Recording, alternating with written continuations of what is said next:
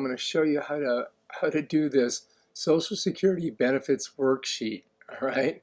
So if you go to your instructions, let me show you the instructions.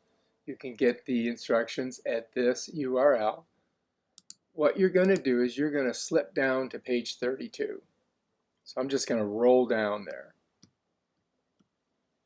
There it is, 32. See, page 32 right here. So now we're just going to leave that open. Now you can, download this to a PDF and then open it in preview like I've done. I'm just going to go ahead and open it in preview. There it is. Now it's open, and now I can write in it and do different things. But I'm going to show you an example of what I've done here. So when you get your 1099 from the Social Security Administration, that's Form SSA 1099, you're going to see an amount in box 6A, and it'll be a red box that's on the right-hand corner just underneath your Social Security number, and that's how much money you got from Social Security for the year. Now, the amount that you got to use is probably going to be lower because you probably paid for Medicaid Part B or D, and they subtract that from it. And you end up out of, let's say, 16,000, you probably get like 13,500 or something. But anyway, let's go ahead and put that 16,000 in there. That's just a pretend number. I'm just using it round so that you guys can do this. And then what they want you to do is multiply it by 0.5, and that's half, which is 8,000. All right, now what we're going to do is we're going to go to the senior, our senior 1040, and we're going to figure out all the money that we made for the year. So if I go to the senior 1040 and I open it, they want you to add up all of your income except what you got from Social Security. Okay, so let's just say it was 30,000 for the year. All right, now they want you to enter the amount on line 2A, which is a number well, let me just show it to you guys. It's right here, 2A. It's tax exempt interest, but we're just going to pretend like we don't have that, and so we're just not going to put anything in there.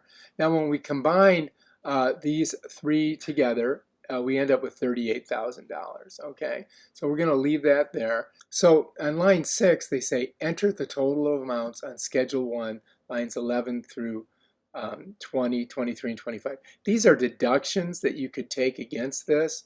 And so let me see if I have it here. All right, this is the additional income. This is Schedule 1.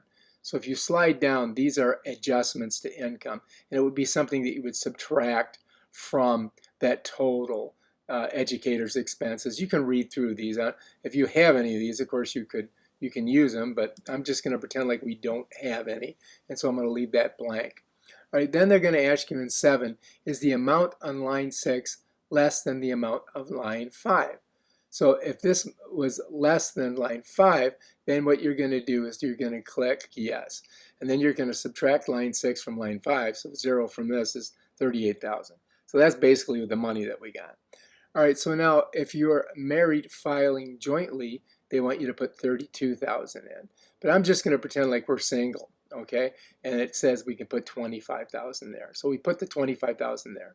And then we come down there and it says, is this amount on line 8 less than the amount on line 7? Well, this line 8 is less than 7. So that what they want you to do is click yes here and subtract line 8 from line 7, and we get 13,000. All right, now on line 10, they want you to enter 12,000 if married and 9,000 if you're single. So let's put 9,000 and we'll pretend like we're single. Then they want you to subtract line 10 from line 9. And if we do that, what do we get? We get 4,000, right? And then they want you to enter the smaller of line 9 and 10. And so if we look at line 9 and we look at line 10, we see that 9,000 is smaller. Then they want you to cut that number in half. So now that's 4,500.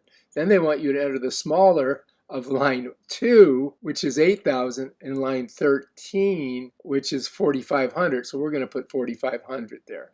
Then they want you to multiply line 11, which is 4,000, by 0.85.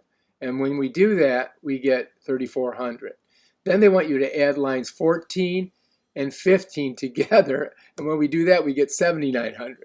Then they want you to multiply line 1, which is 16,000, by 8.5, and we get 13,600. All right.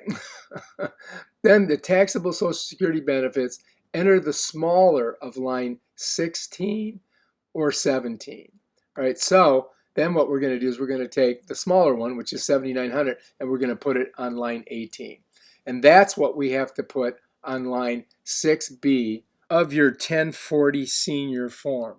Line 6A, you put the total Social Security benefits, which were 16,000, and then the taxable amount based on that worksheet that we just did would have been that 7,900. You put it right there in 6B and add it to your income to figure your tax for the year. All right, if you like this video, subscribe to my channel and check out my other awesome videos where I show you how to do stuff. Peace out.